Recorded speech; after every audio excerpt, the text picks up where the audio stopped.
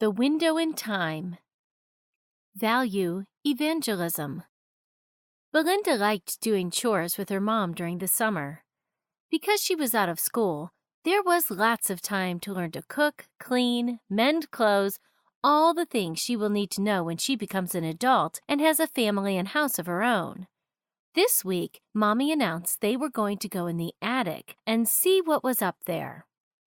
As Mommy unlocked the door and revealed the long staircase that went up to the attic, Belinda felt a mixture of excitement and nervousness because it seemed like a trip into the past. They had great fun in the attic all day opening old boxes.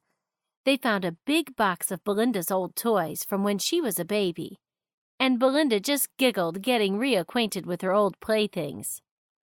Mommy even said she could bring the box down to play with for a while, and then maybe we would give the box to the church so the nursery could use some of the toys. Belinda was trying on old hats from a trunk from Grandma's house when Mommy suddenly found something. "Oh my!" she exclaimed.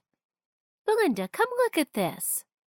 When she got back there, she saw what Mommy had found.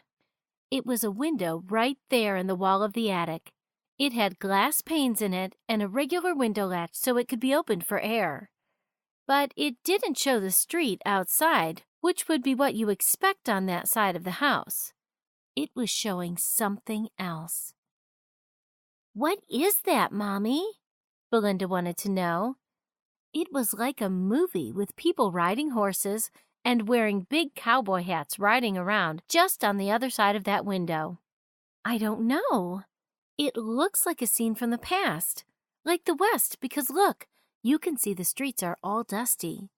And these people look like settlers who might have been alive back in the times of the West."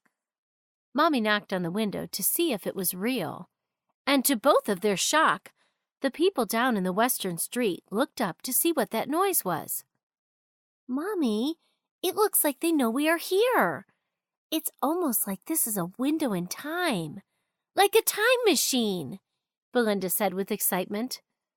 "I wonder if it will look back at other times.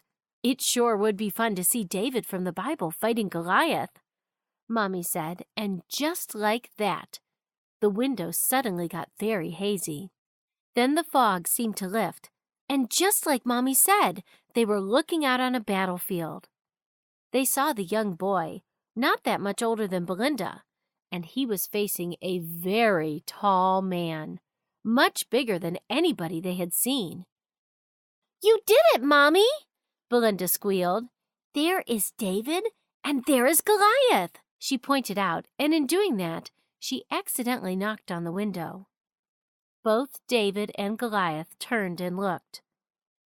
"Let me see something," Mommy said, and she undid the latch and pulled on the bottom of the window. Slowly it rose up, and finally she got it open, and they were looking directly out onto the ground, not far from where David was standing. Slowly, Belinda and her mom stepped out, and when they stood up, they could see everything.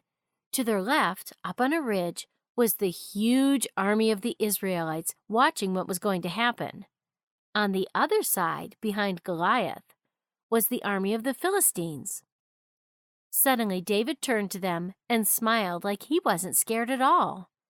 They came closer, but Belinda couldn't help noticing that Goliath was snarling at her mommy and her, and it was scary.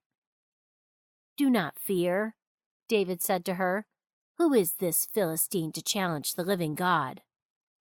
And then, before they knew it, he swung his slingshot over his head, and swoosh! The stone let go and hit Goliath in the forehead.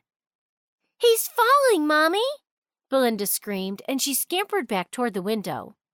Both Belinda and her mommy got back into the attic and closed the window as the huge giant crashed to the ground. "Wow," Mommy said, "I can't believe we were right there. We were with one of the greatest heroes of the Bible," she gasped, getting her breath. "Yes, it was so fun," Belinda said excitedly. "We could visit all the heroes of the Bible, like Solomon, Stephen, John the Baptist, even St. Paul.